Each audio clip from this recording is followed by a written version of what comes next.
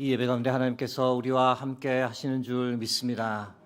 함께 하시는 하나님께서 우리 각자에게 말씀하실 때 아멘으로 응답하고 삶 가운데 순종하는 은혜가 우리 모두에게 넘치기를 주의 이름으로 축복합니다. 오늘은 선택이란 지하의 말씀을 나누겠습니다. 선택의 중요성은 아무리 강조하여도 지나치지 않습니다. 이 선택이란 여러 개 중에서 필요한 것을 골라 뽑는 것을 뜻합니다. 인생은 선택의 연속이라고 누가 말했는데 참 공감이 가는 말입니다.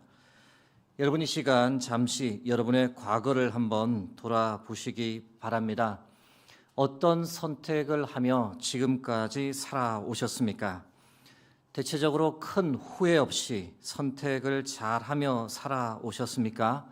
아니면 그때 이랬더라면 하는 후회가 되는 아픔, 돌아갈 수만 있다면 그때 꼭 다른 선택을 하고 싶은 그런 기억이 혹 있으십니까?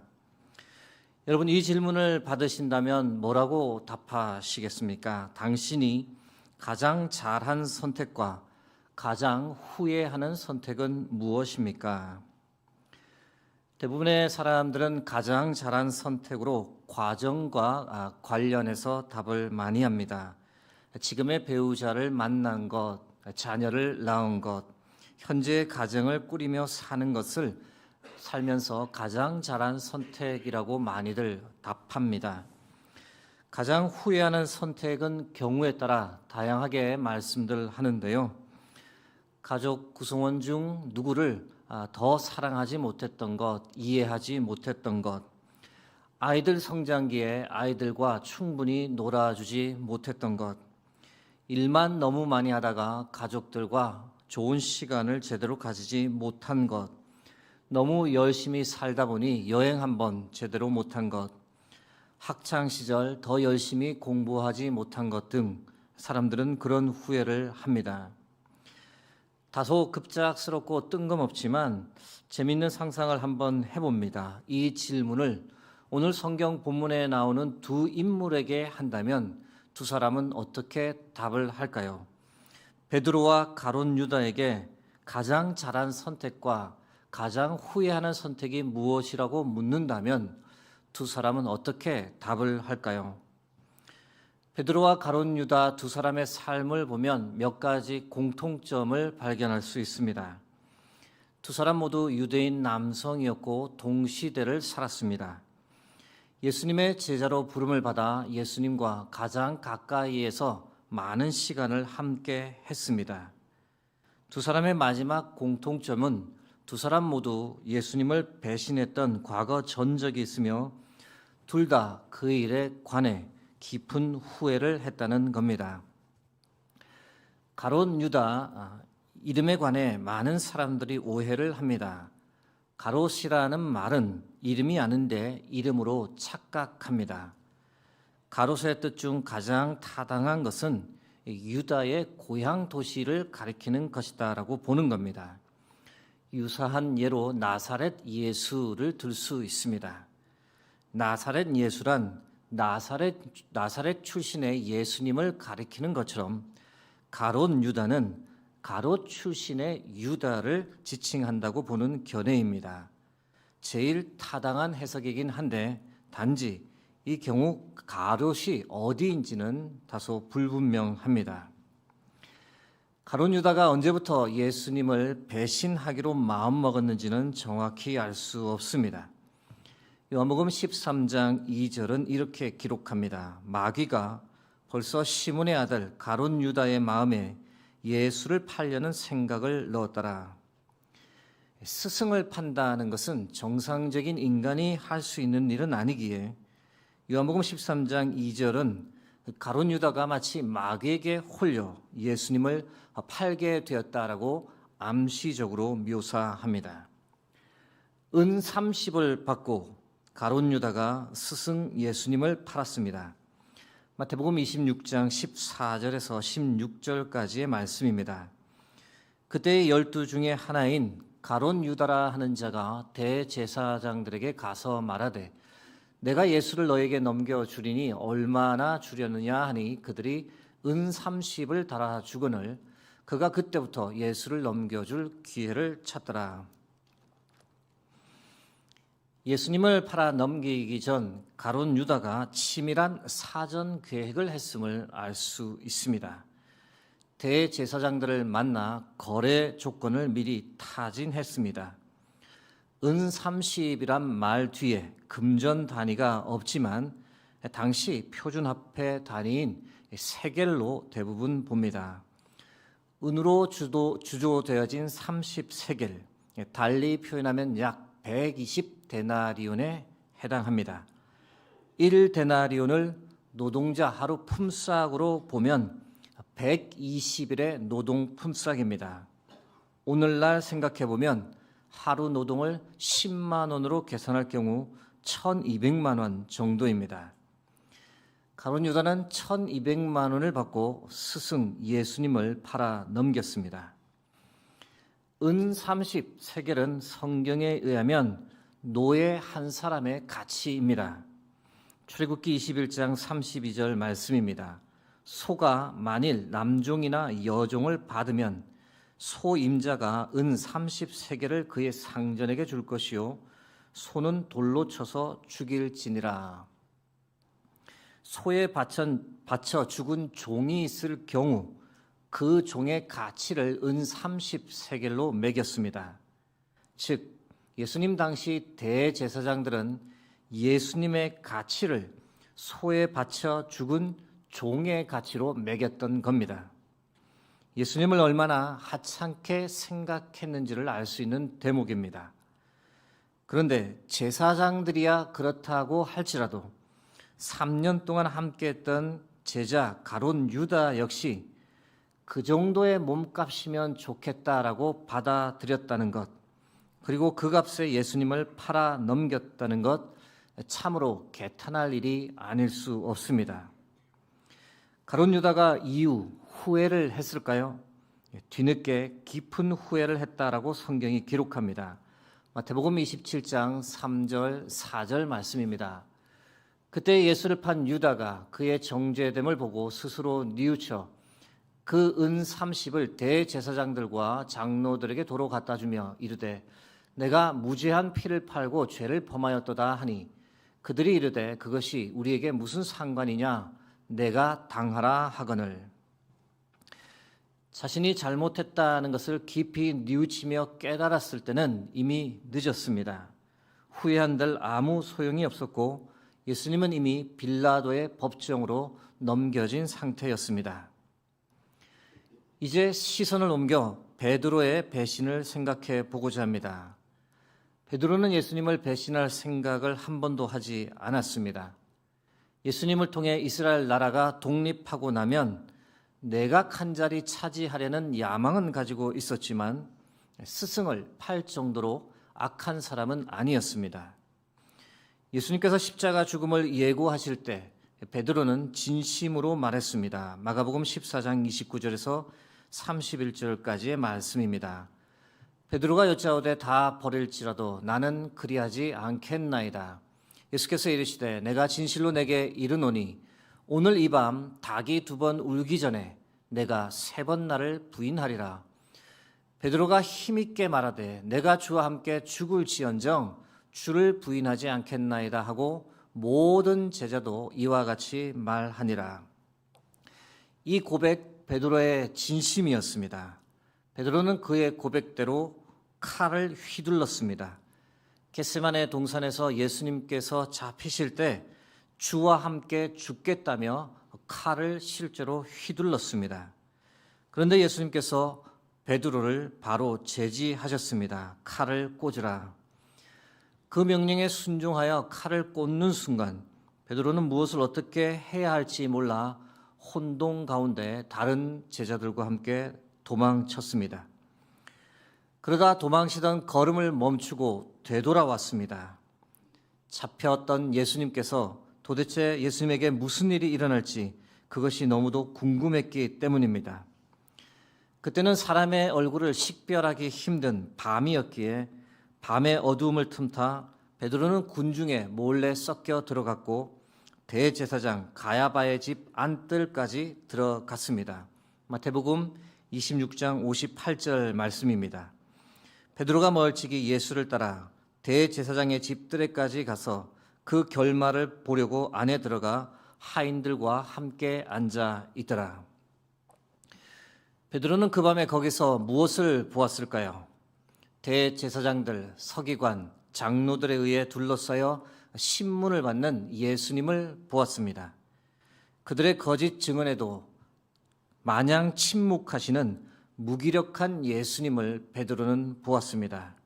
놀림을 당하고 얼굴에 침뱉음을 당하고 심지어 주먹과 손바닥으로 무참히 맞고 계신 예수님의 모습을 베드로는 거기서 보았습니다. 그 모습은 베드로에게 큰 충격을 안겨 주었습니다. 이전에 보았던 예수님의 모습과는 너무나도 대조적이었기 때문입니다. 오병이어의 기적을 행하셨고 물 위를 걸으셨던 예수님, 많은 병자들을 고치고 풍랑까지 잔잔하게 하셨던 예수님, 눈먼 자의 눈을 뜨게 하고 죽은 사람까지 다시 살려내셨던 예수님, 그 모습과는 너무도 대조적인, 너무나 무기력한 예수님의 모습에 베드로는 큰 충격을 받았습니다. 그때 베드로는 속으로 아마 생각했을 겁니다. 끝이다. 여기까지다. 이분은 내가 기대하던 분이 아니다. 그렇게 생각하던 순간 근처에 있던 한 여종이 베드로를 향해 외쳤습니다. 당신 저 예수와 함께 다니던 사람 아냐? 순간 움찔했지만 나는 저 사람을 모른다라며 화를 내며 베드로는 대꾸했습니다. 이어서 다른 여종이 또 외쳤습니다. 저 사람 예수와 함께 있는 사람 맞아. 나도 본 적이 있어. 다시 한번 베드로는 나는 저 사람을 만난 적도 없다라며 예수님을 부인했습니다. 너 예수 도당이 맞잖아. 내 어투가 갈릴리 사람이야 라며 다른 사람들까지 합세해서 베드로를 몰아세웠습니다. 그때 베드로는 예수님을 저주까지 하며 나는 저 사람을 결코 모른다라고 예수님을 3번 부인했습니다. 그때 예수님의 예언대로 닭이 울었습니다. 베드로가 어떻게 반응했을까요? 마태복음 26장 75절 말씀입니다. 이에 베드로가 예수의 말씀에 닭 울기 전에 내가 3번 나를 부인하리라 하심이 생각나서 밖에 나가서 심히 통곡하니라. 여러분, 여기까지만 보면 베드로와 가룟 유다의 배신 별반 다르지 않습니다. 돈을 받고 스승을 팔았으니 가룟 유다의 배신이 더 잔혹해 보이지만 베드로의 배신이 어떤 면에서는 예수님께 훨씬 더 잔혹했습니다. 믿었던 사람에게 배신을 당하면 그것이 훨씬 더 마음 아프기 때문입니다. 그러나 여러분께서 잘 아시는 대로 이후 베드로와 가룟 유다는 전혀 다른 길을 걸었습니다. 두 사람 모두 예수님을 배신했고 두 사람 모두 깊이 후회했는데 그 이후 두 사람은 전혀 다른 선택을 했고 전혀 다른 길을 걷게 되었습니다. 사랑하는 성도 여러분, 오늘은 선택이란 지하의 말씀을 나누는 중입니다. 예수님을 배신한 이후 베드로와 가룟 유다는 전혀 상반된 선택을 했습니다. 그 두 사람의 선택을 오늘 생각하며 우리는 이 땅에서 살며 어떤 선택을 하고 살아가야 할지에 관해 지금부터 여러분과 몇 가지를 나누고자 합니다. 여러분, 우리는 과연 이 땅에서 살면서 어떤 선택을 해야 할까요? 첫 번째, 재물, 돈이 아니라 하나님을 선택해야 하는 줄 믿습니다. 마태복음 6장 24절 말씀 함께 합독하겠습니다. 한 사람이 두 주인을 섬기지 못할 것이니 혹 이를 미워하고 저를 사랑하거나 혹 이를 증히 여기고 저를 정히 여기고 너희가 하나님과 재물을 겸하여 섬기지 못하느니라. 우리 모두는 생각하기를 재물과 하나님을 겸하여 섬길 수 있으면 가장 좋겠다라고 생각합니다. 그러나 예수님은 그렇게 사는 것은 불가능하다라고 아주 확고하게 말씀하십니다. 사도 바울 역시 예수님과 동일하게 말합니다. 디모데전서 6장 10절 말씀입니다.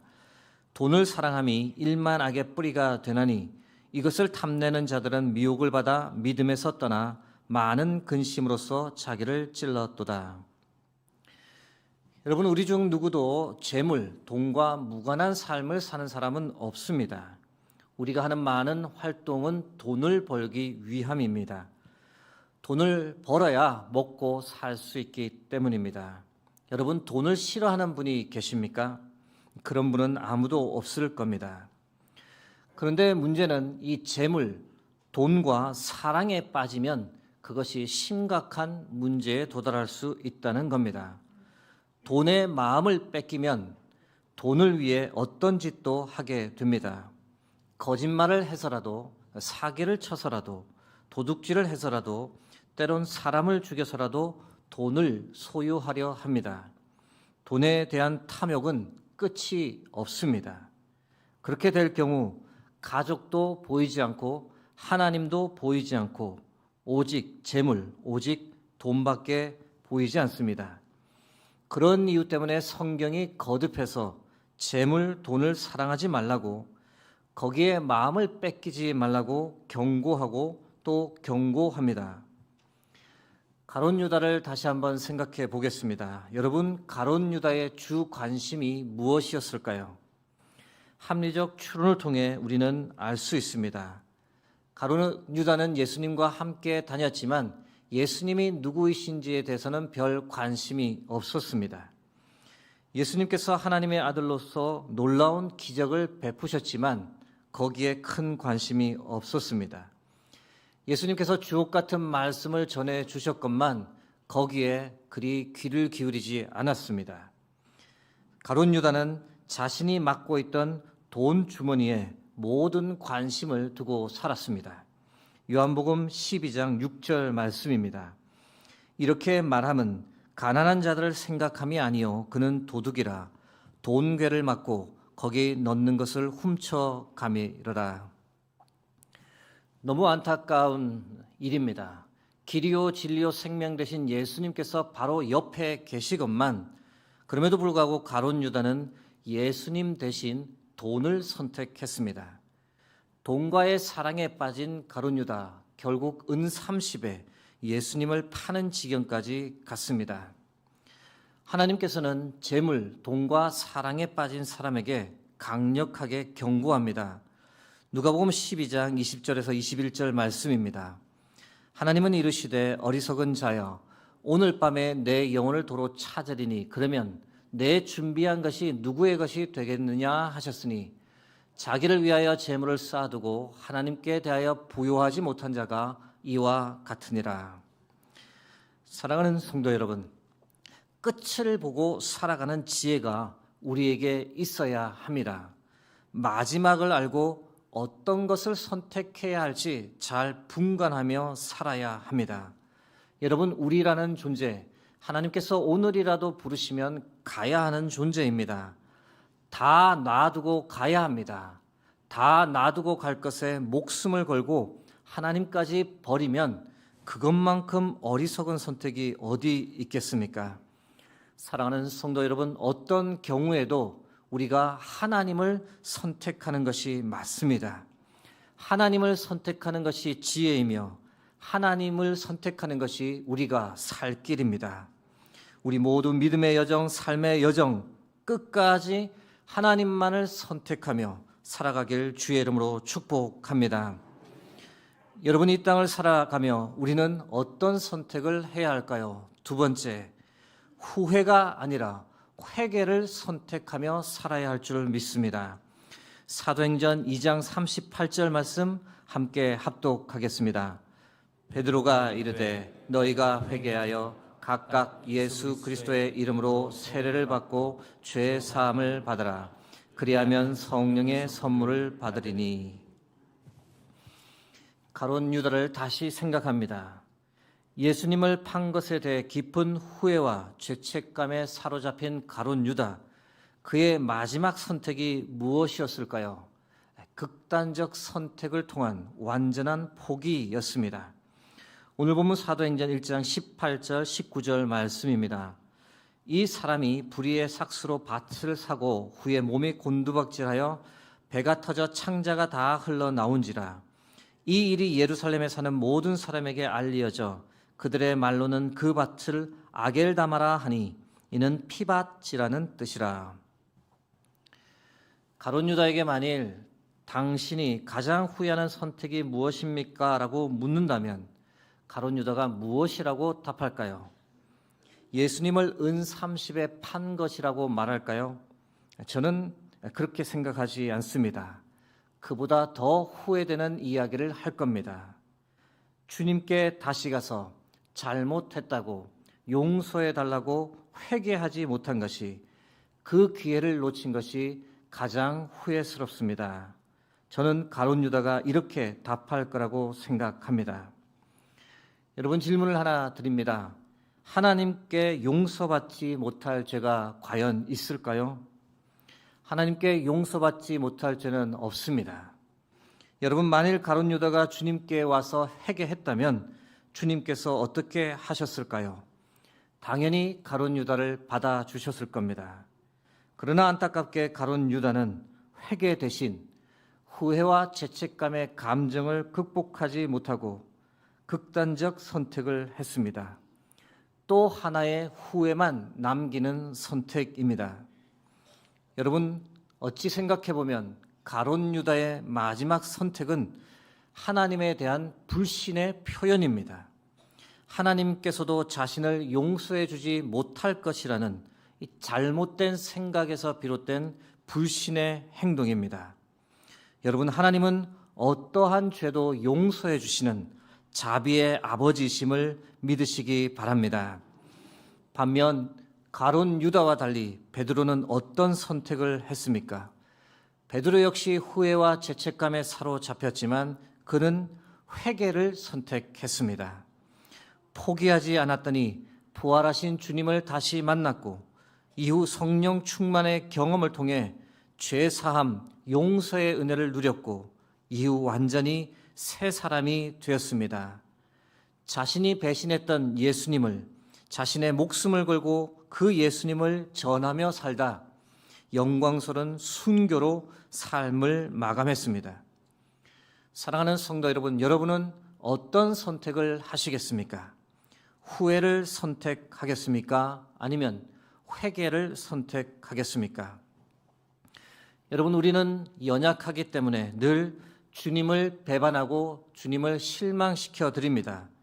그래서 늘 부끄럽고 죄스러운 마음을 가집니다. 그때 우리는 어떤 선택을 해야 할까요? 또 다른 후회를 낳는 포기의 선택을 할 것이 아니라 그럼에도 불구하고 다시 회개의 자리, 그럼에도 불구하고 다시 은혜의 자리에 나와 하나님께 용서를 구하고 성령의 도우심을 간구하는 선택, 반드시 이 선택을 우리 모두가 할 수 있기를 바랍니다. 여러분, 회개를 선택하는 것만이 우리가 살 길입니다. 어떤 상황에서도 후회를 낳는 선택이 아니라 회개를 선택하며 살아가는 저와 여러분 되길 주의 이름으로 축복합니다.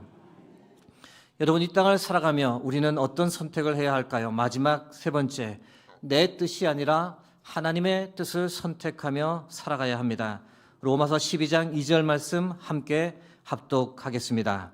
너희는 이 세대를 본받지 말고 오직 마음을 새롭게 함으로 변화를 받아 하나님의 선하시고 기뻐하시고 온전하신 뜻이 무엇인지 분별하도록 하라.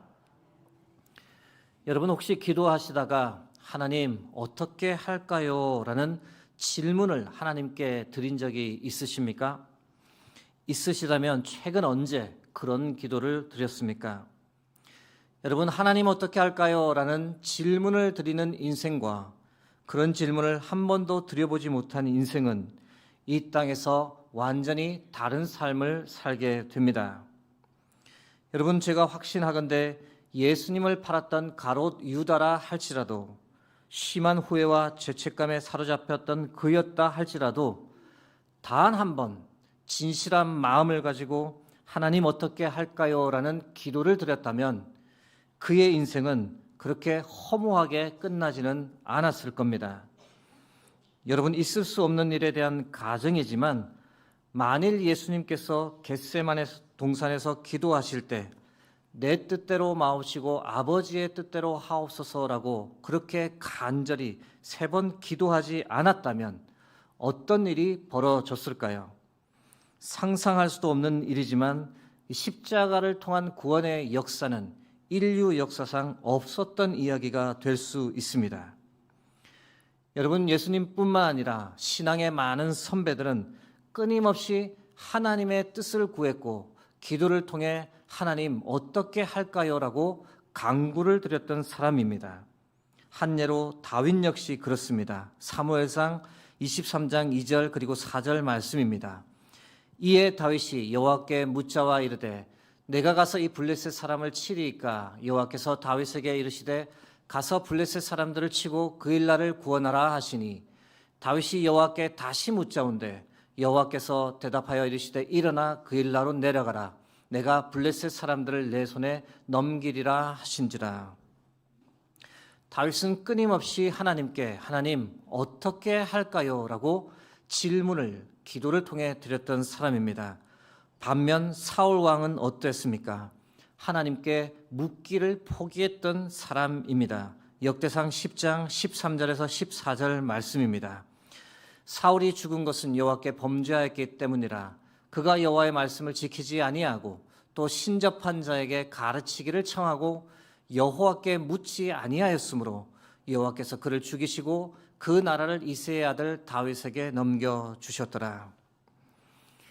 사랑하는 성도 여러분, 여러분은 어떤 선택을 하시겠습니까? 계속 내가 하고 싶은 대로 내 뜻대로 하며 살겠습니까? 하나님의 뜻은 전혀 묻지 않고 내가 원하는 대로 나의 삶을 계속 살아가시겠습니까? 아니면 하나님의 뜻대로 살기로 작정하고 하나님 어떻게 할까요? 라는 기도를 드리며 하나님 주시는 마음이 있으면 그 마음에 순종해서 살아가는 그런 삶을 살기로 선택하시겠습니까? 여러분, 지금부터라도 늦지 않았습니다. 내 뜻이 아니라 하나님의 뜻을 선택하고 살아가는, 그래서 성경의 많은 이야기가 바로 나의 이야기가 되는 체험을 하며 살아가는 그런 간증이 있는 삶을 살아가는 저와 여러분 되길 주의 이름으로 축복합니다. 이제 말씀을 맺고자 합니다. 여러분, 선택은 참 중요합니다. 우리가 어떤 선택을 할 때 반드시 바른 선택을 하며 살아갈 수 있기를 소망합니다. 재물이 아니라 돈이 아니라 하나님을 선택하며 살아가길, 후회가 아니라 회개를 선택하며 살아가길, 나의 뜻이 아니라 하나님의 뜻을 선택하며 살아갈 수 있길 간절히 바랍니다. 그래서 주님 만날 그날에 하나님을 선택하며 하나님을 위해서 살아왔다라고 고백할 수 있는 우리 모두가 되길 주의 이름으로 축복합니다. 함께 기도하겠습니다.